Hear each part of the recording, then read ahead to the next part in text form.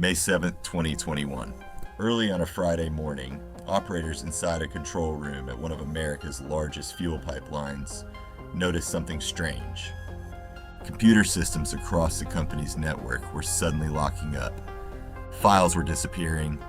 Critical systems were becoming inaccessible. Then a message appeared on the screen. The company had been hacked. Within hours, one of the most important pieces of energy infrastructure in the United States was forced to shut down. Fuel stopped moving through thousands of miles of pipeline. Gas stations across the East Coast began running dry. Panic buying started. Lines of cars stretched down city blocks. People filled every container they could find with gasoline. All of it triggered by a cyber attack. Not by a nation-state weapon, not by a military operation, but by a criminal ransomware group operating somewhere on the internet. This is the story of the Colonial Pipeline ransomware attack, the cyber attack that temporarily shut down the largest fuel pipeline in the United States and exposed how vulnerable modern infrastructure can be to a single security failure. And incredibly, the entire crisis may have started with just one compromised password. To understand how a cyber attack caused gas shortages across the United States, you first need to understand what Colonial Pipeline actually is. Colonial Pipeline operates one of the most important fuel transportation systems in North America.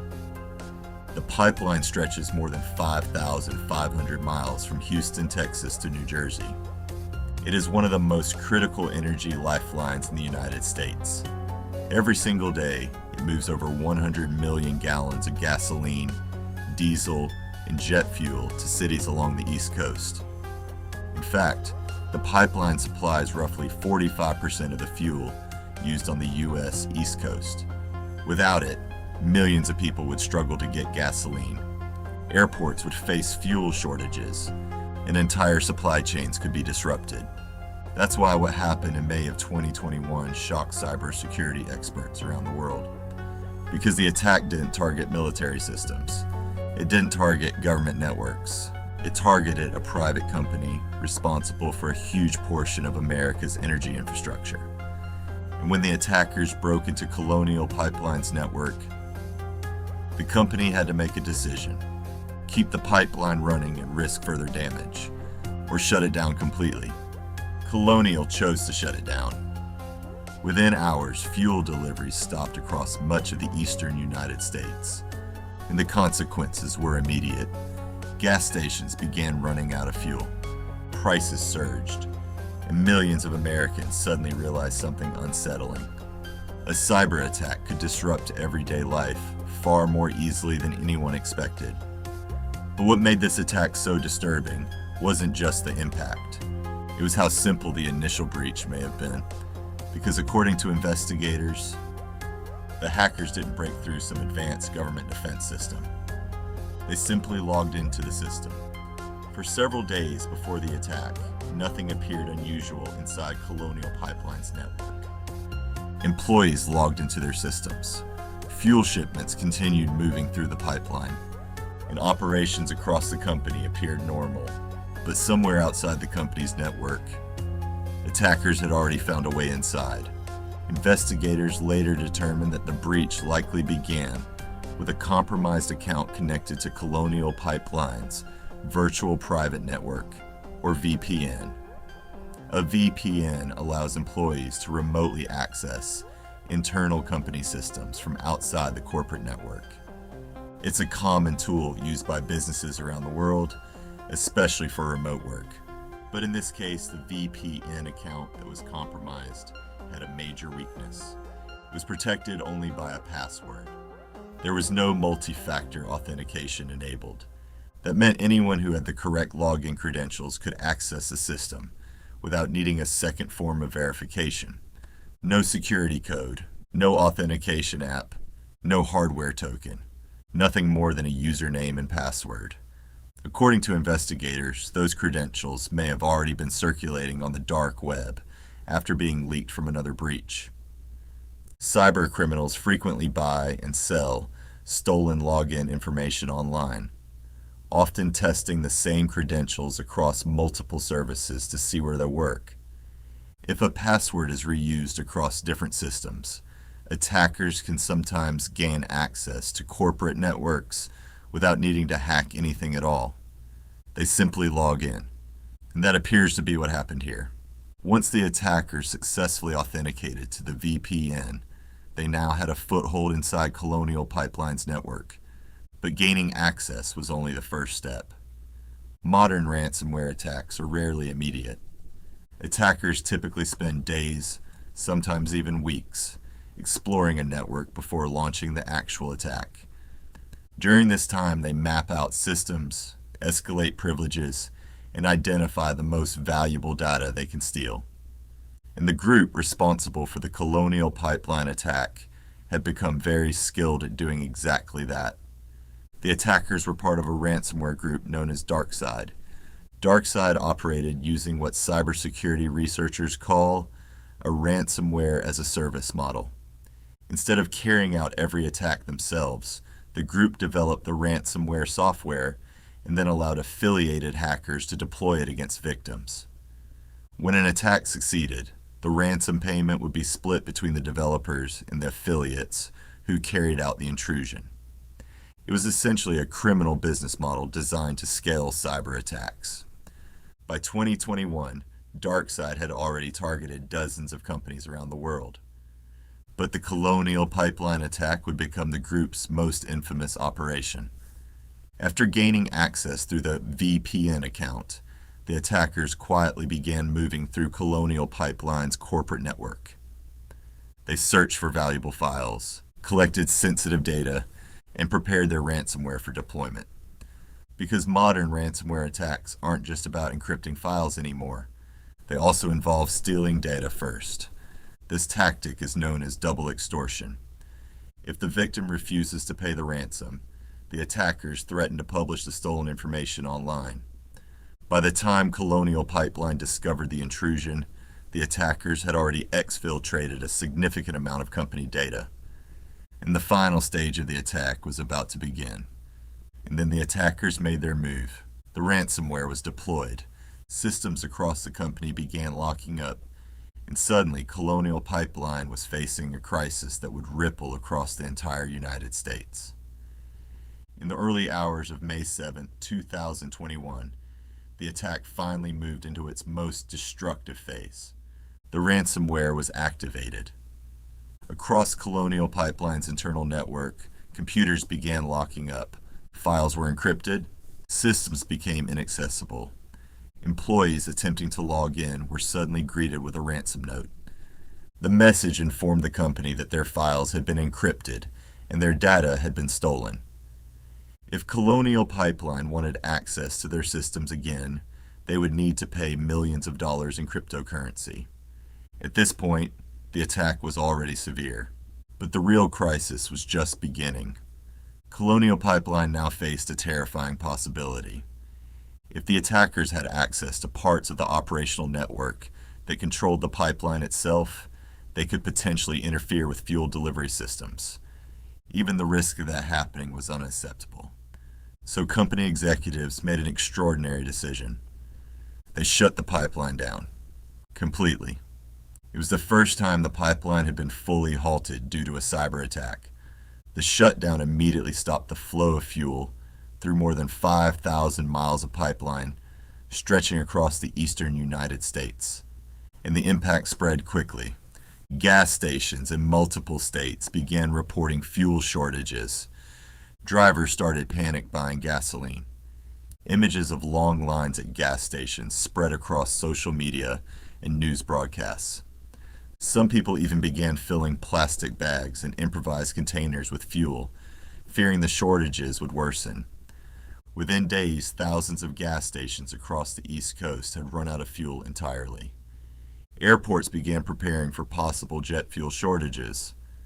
The federal government declared a regional emergency to help fuel deliveries reach affected areas. What began as a ransomware attack against a private company had now turned into a national infrastructure crisis. And while the public was scrambling to find gasoline, Colonial Pipeline was facing another difficult decision: whether or not to pay the ransom. The attackers were demanding $4.4 million in Bitcoin in exchange for the decryption key and a promise not to leak the stolen data. Cybersecurity experts and law enforcement agencies often advise companies not to pay ransomware demands. Paying the ransom can encourage future attacks, and there's never a guarantee the attackers will actually restore access to the systems. But Colonial Pipeline was under enormous pressure. The longer the pipeline remained offline, the greater the disruption to fuel supplies in the economy. Eventually, the company made a controversial choice. They paid the ransom. But even after the payment was made, restoring operations would take time, because bringing the pipeline back online safely required far more than just decrypting files. The company had to ensure that the attackers were completely removed from their systems, and that the attack had not compromised any operational controls, while engineers and cybersecurity teams worked to recover from the attack. Another investigation was quietly beginning, one that would eventually lead investigators to the ransomware group responsible, and the discovery of a surprising twist that no one expected. As Colonial Pipeline worked to restore its systems and bring the pipeline back online, investigators across the United States began working to identify the attackers responsible for the breach. Cybersecurity experts from private firms, federal agencies, and law enforcement started analyzing the ransomware used in the attack. Digital fingerprints left behind in the malware quickly pointed investigators toward a well-known ransomware operation called DarkSide.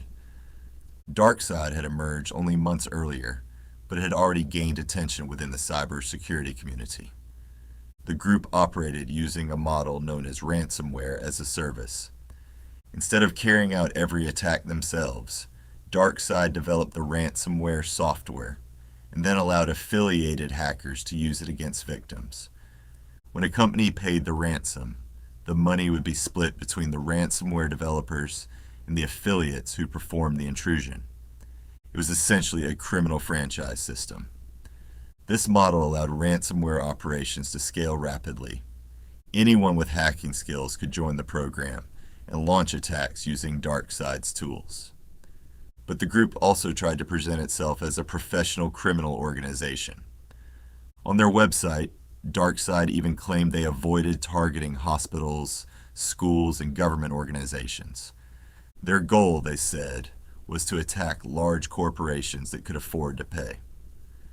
But after the Colonial Pipeline attack triggered fuel shortages across the United States, the group suddenly found itself at the center of an international controversy.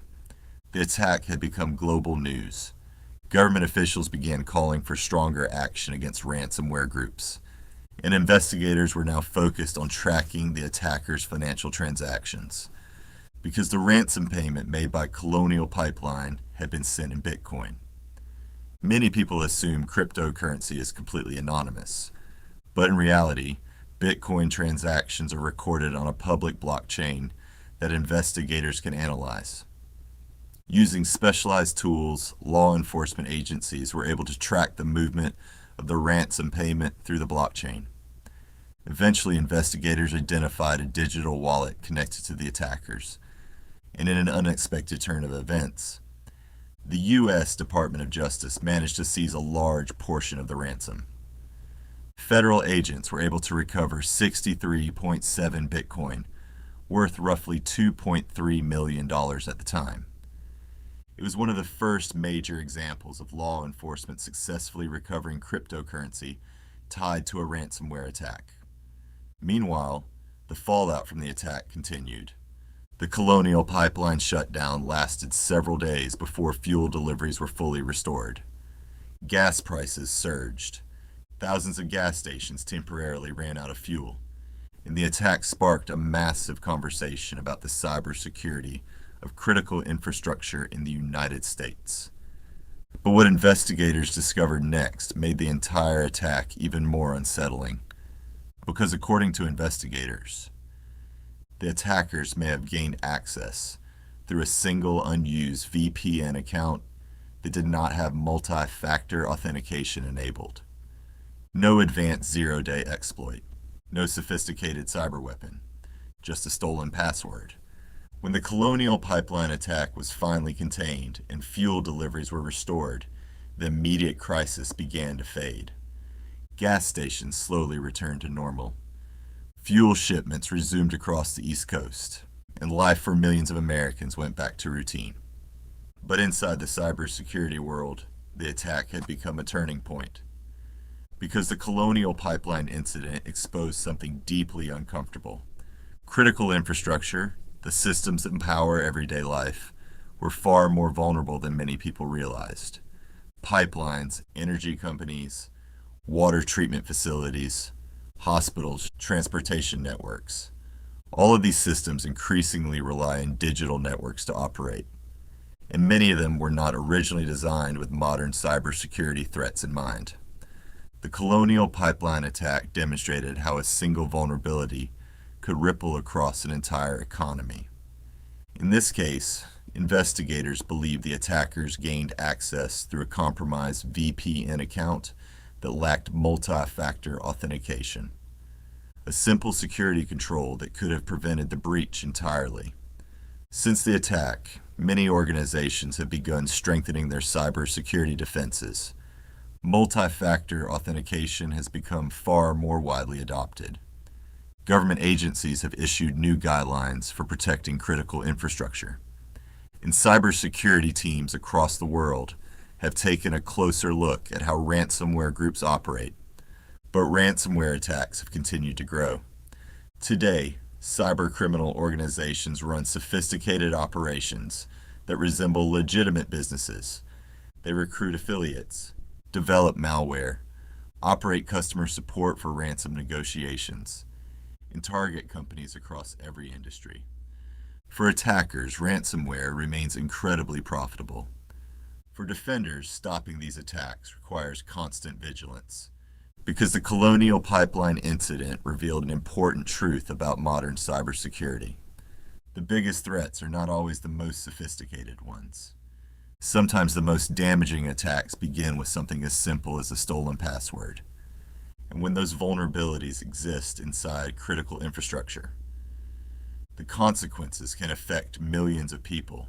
And the most unsettling part of the entire story, the attackers didn't need sophisticated weapons or advanced exploits. They only needed access. The Colonial Pipeline ransomware attack may have lasted only a few days, but it showed how cyber attacks are no longer just digital problems.